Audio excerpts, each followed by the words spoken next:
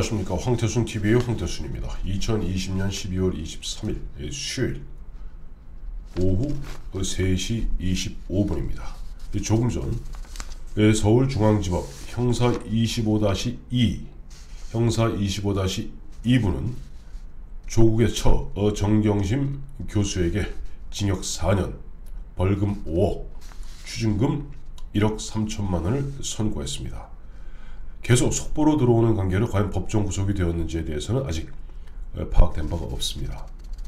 결국 이번에 조국의 처 정경심 교수에 대해서 징역 4년이라는 중형이 떨어짐으로써 윤석열 검찰총장이 옳았다, 윤석열 검찰이 옳았다 하는 것을 1심 법원은 윤석열 검찰의 손을 들어준 것입니다. 사실 보면은 윤석열 총장 또 내일 보면은 본인이 그저 징계, 그러니까 정직 2개월에 대한 서울행정법원의 이제 두 번째 심리가 내일 있게 됩니다만은, 어쨌든 윤석열 검찰총장을 찍어내겠다고 문재인 정부, 문재인 대통령이 작심하게 된 것은 바로 지난해 있었던 조국 당시 법무장관 지명자, 법무장관 후보자에 대해서 윤석열 검찰이 당시 언론 등을 통해서 여러가지 의혹들이 제기되었을 때 살아있는 권력의 그와 같은 의혹, 비리 의혹에 대해서 눈 감지 않고 직접 칼을 대었기 때문에 윤석열 검찰총장은 문재인 대통령에게 미운 털이 박힌 상태로 추미애에 의해서 보면은 그런 아주 불법 부당한 그와 같은 절차를 거쳐서 지금 현재 정직 2개월이란 중징계를 받고 있습니다만은, 어쨌든 그와 같은 윤석열 검찰총장의 판단이 옳았다는 것을 오늘 형사 25-2부는 확인해 준 겁니다. 통상 형사 25부다, 형사 몇 부다 할 경우 이제 재판장이 있고, 재판장은 부장판사입니다. 그리고 좌배석, 우배석은 평판사입니다. 그런데 이번에 조국 사태의 정경심 문제 같은 경우는 원체 그 세간의 눈길이 따갑고 또 신중에 신중을 기해야 된다는 사법부의 판단에 따라서 세 사람, 그러니까 재판장과 좌배석, 우배석 모두가 부장판사, 아주 경륜이 있는 부장판사들이 결론을 낸 거죠.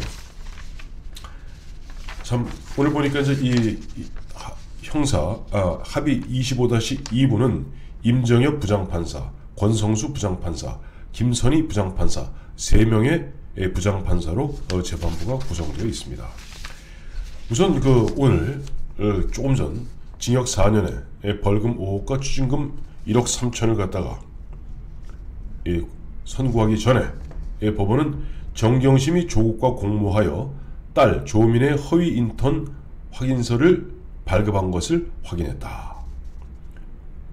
정경심은 조국과 딸 조민 인턴 확인서를 발급 공모한 것이 확인된다. 조국은 딸의 호텔 인턴 확인서를 의전원의 제출에 가담했다. 조국의 딸 조민은 2012년 9월 동양대 1차 표창장 수상에는 없었다. 그러니까 이 부분은 뭐냐니까 검찰은 검찰대로 수많은 그야말로 증거를 갖다 제시하면서 공소 유지를 하려고 노력했고, 그 다음에 조국과 정경심의 변호인들은 그것은 아니다 하고 진짜 집요하리만큼 이런저런 분위기를 잡아가면서 변명을 했습니다만은, 재판부는 굉장히 우리가 상식적으로 알고 있는 그 내용을 갖다가 그대로 보면 문제가 있다라고 확인한 겁니다. 정경심의 동양대 표창장 위조 사실은 충분히 인정된다. 정경심의 딸 조민은 봉사활동을 하지 않았고 동양대 표창장 기재 내용은 허위이다. 이건 제 얘기가 아니고 검사 이야기도 아니고 변호사 이야기도 아닙니다.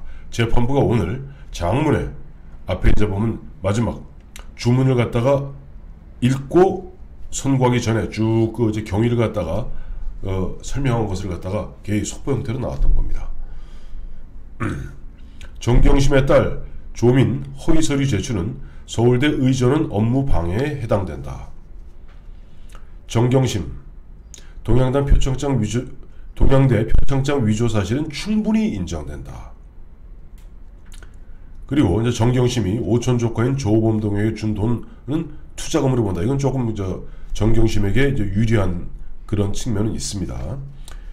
정경심의 차명 거래는 재산 내역을 은폐할 목적이 있는 것으로 생각된다.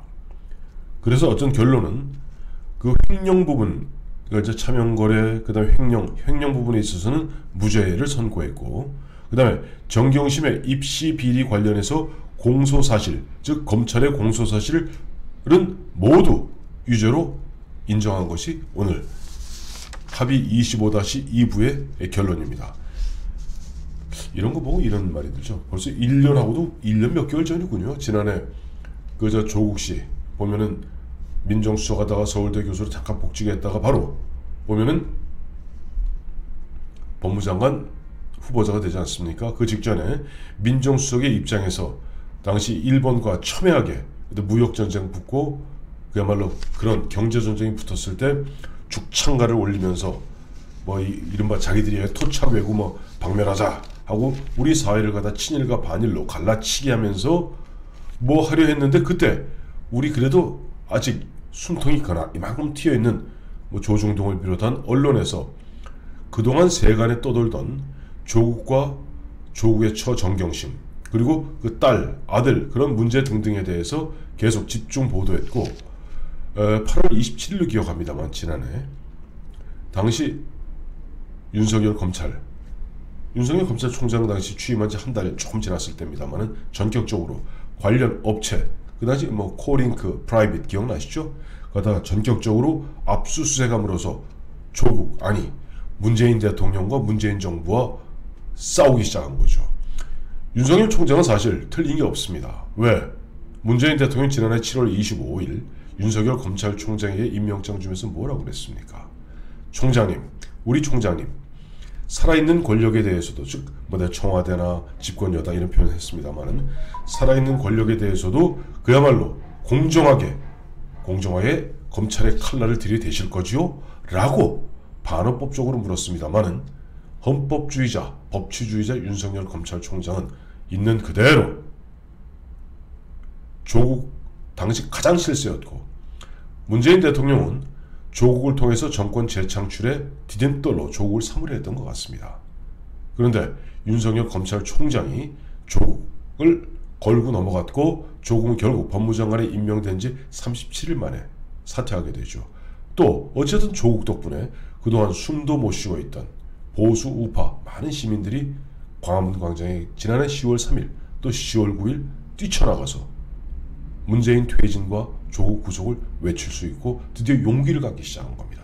그런 측면에서 굉장히 역설적으로 조국과 정경심 교수는 보수 우파에게는 정말 뜻하지 않은, 어떻게 보면 그와 같은 우리가 이제 용기를 갖고 과음칠 수 있는 계기를 주었다 하는 측면에서 또 의외의 행운의 여신이었다 하는 생각도 지울 수가 없습니다.